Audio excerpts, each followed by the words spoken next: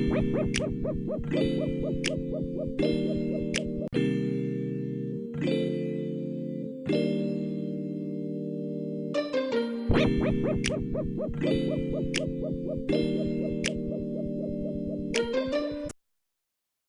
So today we're going to do an introduction to writing. All right. So at the very fundamental, very basic, elementary level, I want to talk about the process of writing. All right. So in this lecture, the instructor will introduce you to basic principles of effective writing. Secondly, present writing as both a skill and a process of discovery.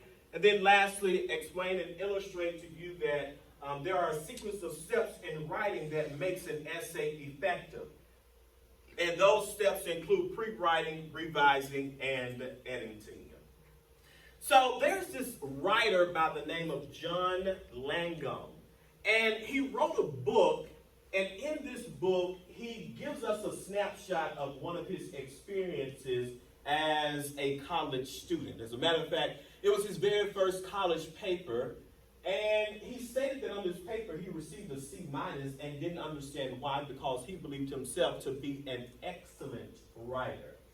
To that C-, he then responded by going to his professor and having a conversation about why the C-. And the conversation led the instructor to tell him that if you don't think clearly, you won't write clearly. As simple as this statement may be, I want you to take about 20 seconds and I want you to think about what this means to you. Think about what this statement means for you, particularly in your past writing experiences. Again, take about 20 seconds to think about this and what it means. I want to ask you to share your thoughts. But if you don't think clearly, you won't write clearly.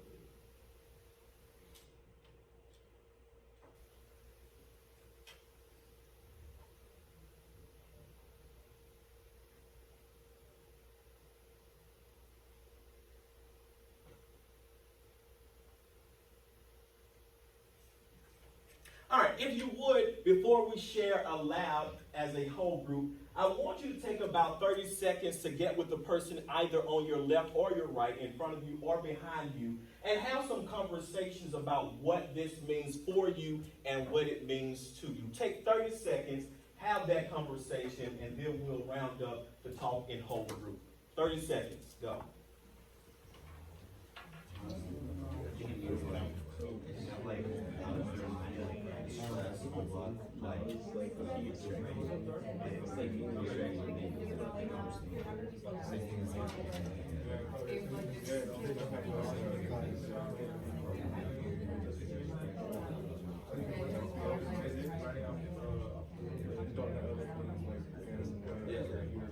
Like if someone's stressed and you try to talk with them, they're gonna see the stress. You're gonna see them like, yeah. I mean that's how it is with me. Like if I'm annoyed, if I'm annoyed and like if I don't want to talk, that would naturally write it'll be even worse. 5, 4, 3, 2, 1. All right, great. All right, so what did we all kind of discuss as it relates to this advice, this quote here? Who wants to kind of share what they talked about? Yes, sir. I think like if you don't have a clear mind, like if you're stressed or anything, then like imagine you're trying to have conversation with someone but you're stressed. You know, you won't think clearly. You know, you'll kind of like be rushed. Same thing with writing. If you're like stressed or if you have any problems, you won't write like well. Thank you for sharing that. Any others? Any volunteers before I call on you by name? I think it kind of goes by like the first rule that you have, like leave all your problems out the door kind of thing. I think if you come in here empty, or not empty, but how do you put it? I had it what I wanted to say. No. That's okay. Just basically, I kind of agree with what you said. I'll just say that. Okay, all right, listen, I'll take it. Thank you for chiming in. Any other thoughts, particularly on this side of the room? Yes. You need to have a clear plan of what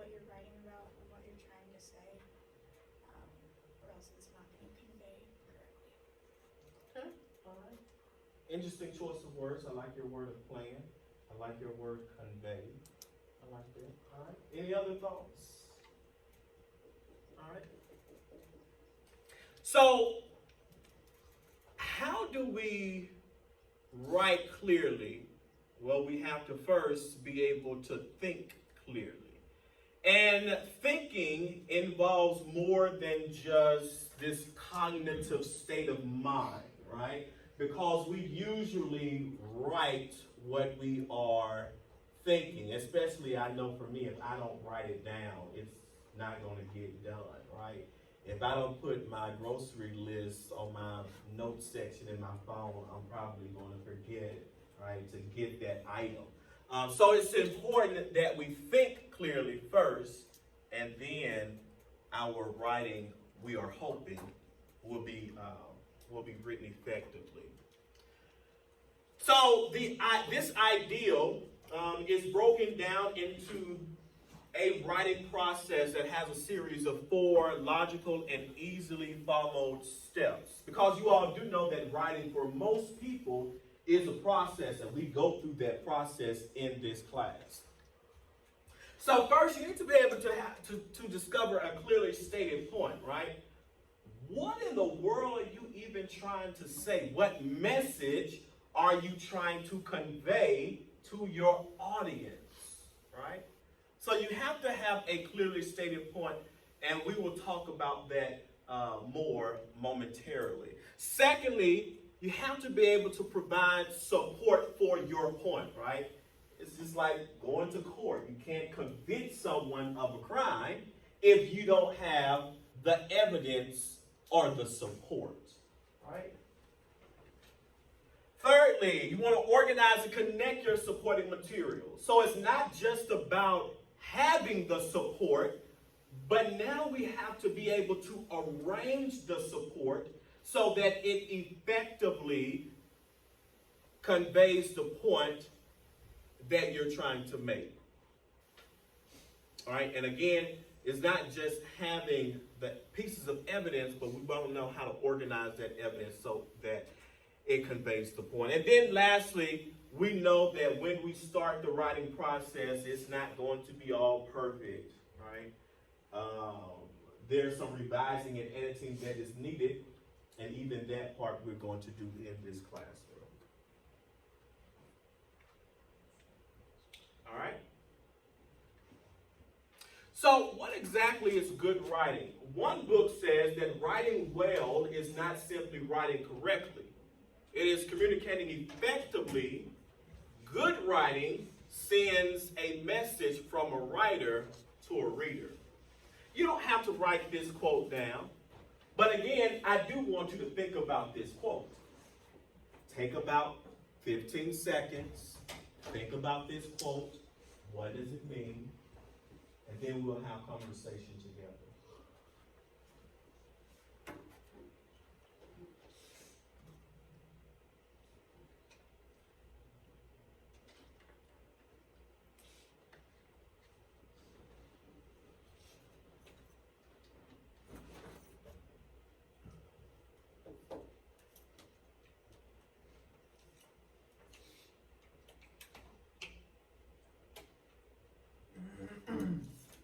All right, go ahead and have about 30 seconds worth of conversation with your partner. What does this quote mean to you? And then we'll talk about it. 30 seconds, go. I relate this quote to like, you ever see someone that changes like this, like they're so weird. You know, like they say everything, just like that's the same thing they don't think about it, they just kind of do it. You know, if you think, like me and my brothers and sisters, like think every song about this whole sense, let's do the same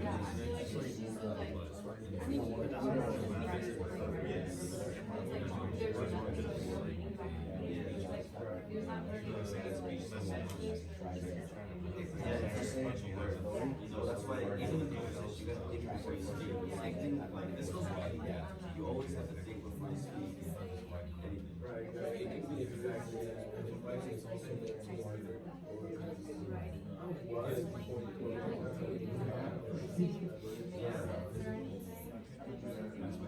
you ever have those weird texters? And the reason they're weird is because they don't think before they click what I'm doing. They just kind of like, it's like I'll just be like, they'll listen like a random snap.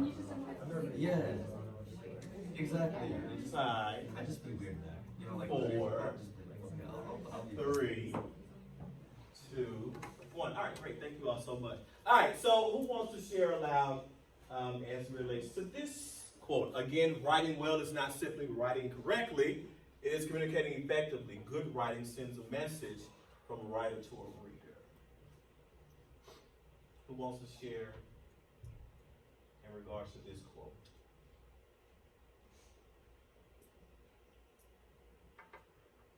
What did we talk about in our groups?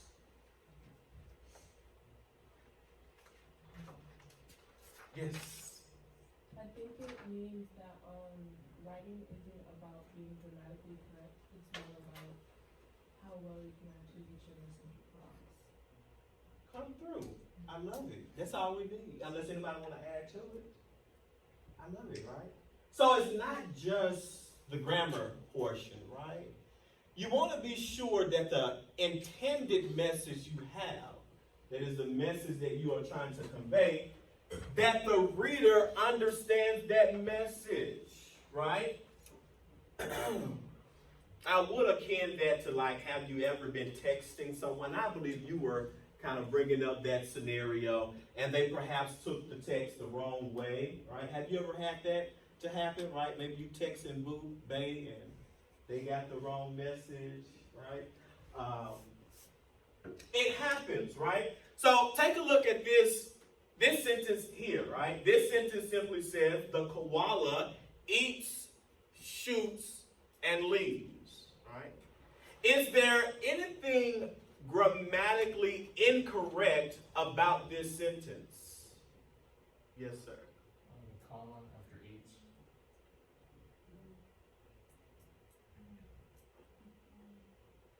Possibly, maybe.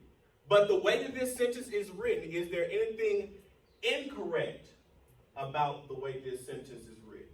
All right, we have the koala here, an animal that does 3 things, right? What are those 3 things?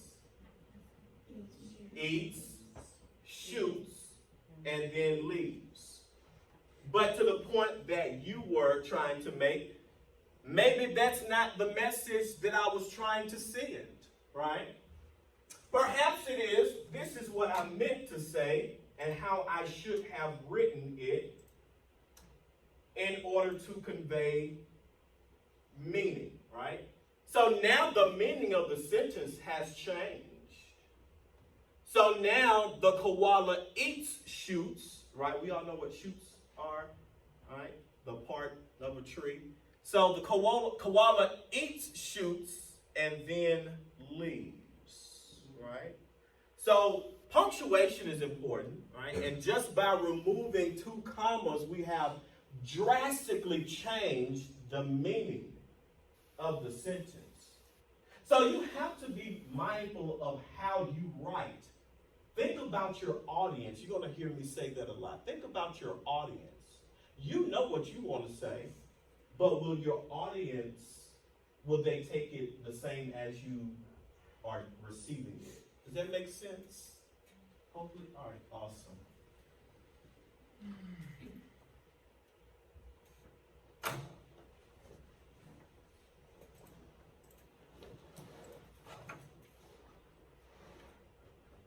All right, so let's talk about the writing process very quickly. So we all know that writing is a process. No one writes their very first time and has the perfect draft, right? It's a process. And so the first step is you want to discover a point. Often you do this through pre-writing, all right? And so in this class, you will pre-write, okay? You will pre-write in an effort to discover, what do I really want to say in this paper, right? And then we're going to go through, or go from discovering a point to trying to develop solid support for this point, right? So what evidence can I pull into this paper that supports my point and does so effectively. And again, not only do we want to develop support, but we want to know what's the best way to organize this support. And you can do that through making an outline and writing it out in the first draft, both of which we will do in class. That is, I will have you to complete an outline,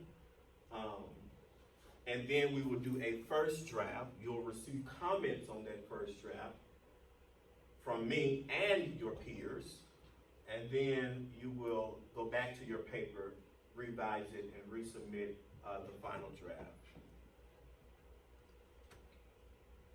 All right? It's a process. It's a process.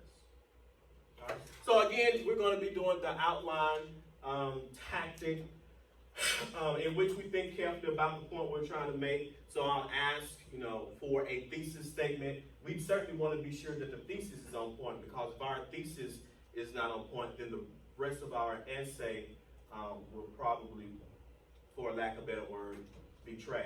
Okay? So you definitely want to think carefully about the point of the thesis that you're wanting to defend. You want to think about your supporting items for that point and the order in which you will arrange them.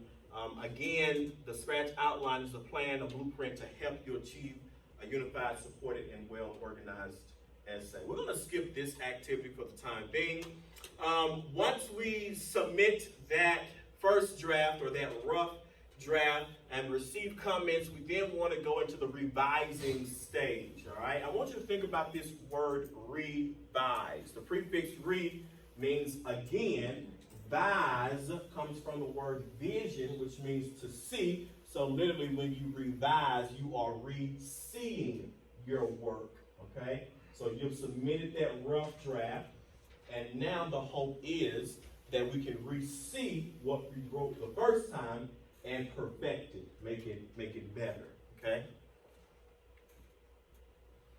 Quick hints to revision. Once you've submitted the rough draft, don't think about that rough draft anymore, all right? Please, there are other things I'm pretty sure you have on your plate. So just set it aside, okay? For a couple of hours, a day or two, and then revisit that rough draft, because I believe you will have a fresh mind once you kind of lay it aside, once you've submitted that rough draft. Work from a typed or printed text. I will ask that you bring a hard copy of the rough draft to class in order for your peer to make comments on. Read the draft aloud. I know it's been my issue that, I think I'm a good typer. And so I'm typing, and I'm like, cool, let me submit. But then you read and you're like, oh man, I can't even believe I spelled that word wrong. Or it doesn't sound right when you read it aloud. So read your draft aloud, okay? That'll help you to catch some errors that Microsoft Word or Google Docs may not pick up or highlight, underline with that red squiggly line, right? Or I think it's Google Docs, I think it's blue. And then add your thoughts and changes above the lines or in the margins of your paper. This is when we are doing the peer review, all right? So let's talk about writing as a process. This is a depiction of the writing process. What does this depiction say about the writing process? I'm sorry, I didn't hear that. This is straight line. Right. So what does that mean, it's a straight line? What does that say about the writing process? It's like a beginning, and you kind of like go forward, like to a middle and an end. Okay. All right. What if I now couple this next slide with this? How does this describe the writing process? It's not outlined well. It's not outlined well. So this to me says that the writing process is smooth. One straight line, right? You get that writing prompt, man, you on the road. Oh, you go through all the process, the steps, no bumps, everything is perfect, perfect. You get to that finished paper, it is perfect, right? That's what this depiction of the writing process says. I just want to know, how many of you, in your experience, how many of you have had a process that looked like this? Yeah, I see some heads shaking. Oh, let's be honest, our process, yeah, kind of looks like this, right? And that's okay. It's okay. Most people in their writing, the process, it looks like this.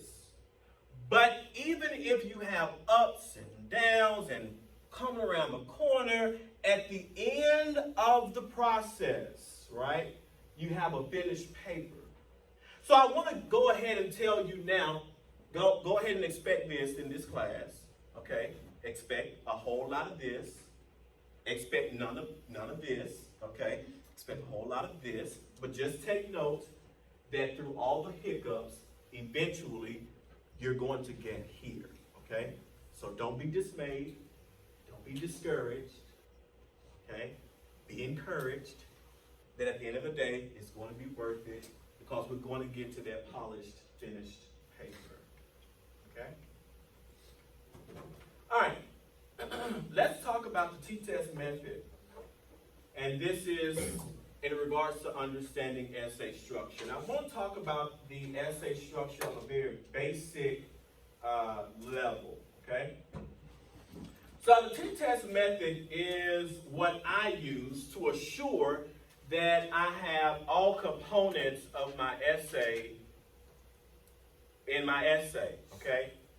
So Ttest is an acronym, okay? So let's talk about the introductory paragraph. What is that important sentence called in the introductory paragraph? Right, it's called a thesis. So the first T in the Ttest method is thesis. What is the purpose? What is the function of a thesis statement? What does it do? Yes. Grab the reader's attention.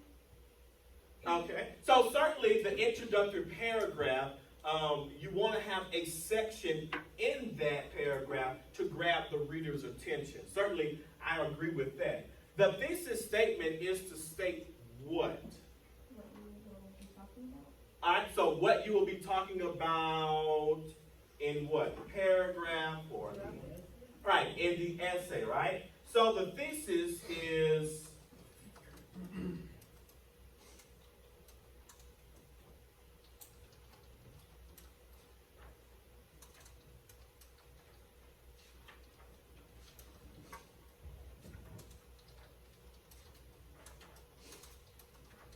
all right, so it's the point that you're trying to make in the essay. And there's a reason why I bring up in the essay or throughout the essay.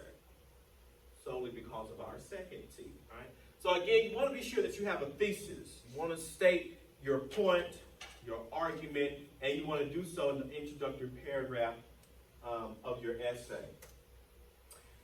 Each of your supporting paragraphs should have our second T. It's that first sentence in the supporting paragraph. What do we call that sentence? Right. We call it the topic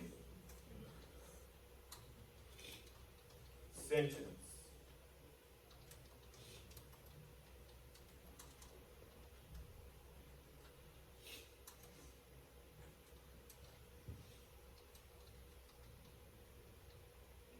All right. So the thesis statement is the ideal wrapped up in the entire essay. The topic sentence focuses just on that paragraph. So what is the ideal? What is the point that you're trying to make in that one paragraph? Okay? So topic sentence. And then every supporting paragraph needs this E word. There you go. Who said that? All right, thank you. Evidence. Gotta have evidence.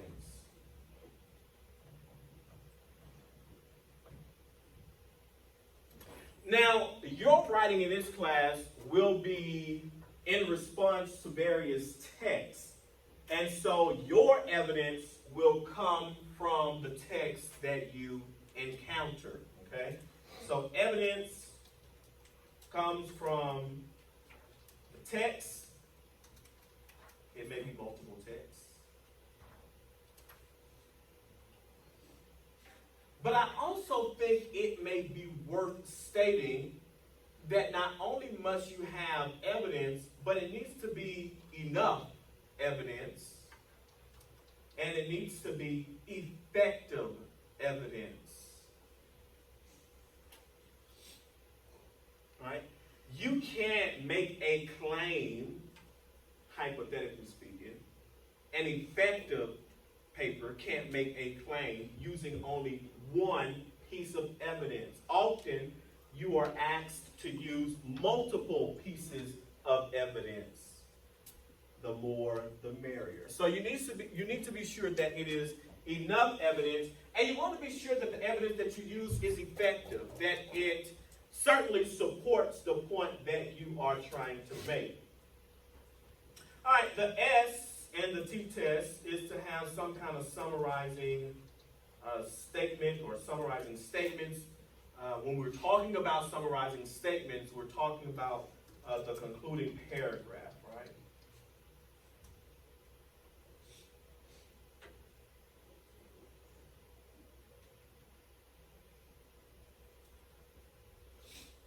And then the last T in the T-test method, which helps to be sure that your essay flows logically, is to be sure that you use transitions throughout. Okay?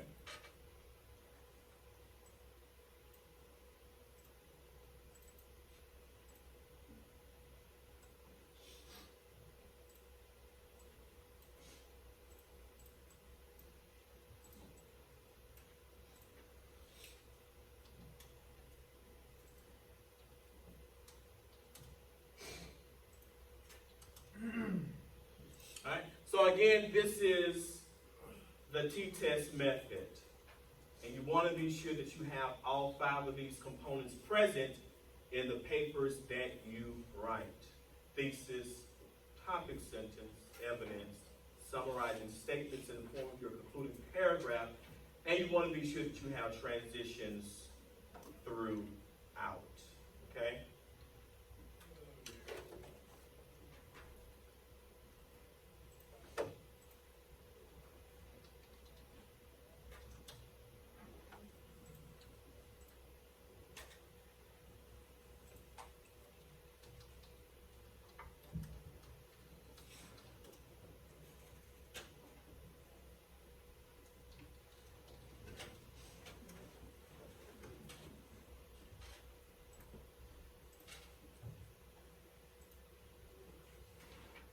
All right, so if you go into eCampus under helpful handouts, you will find a document here that says transitional words and phrases.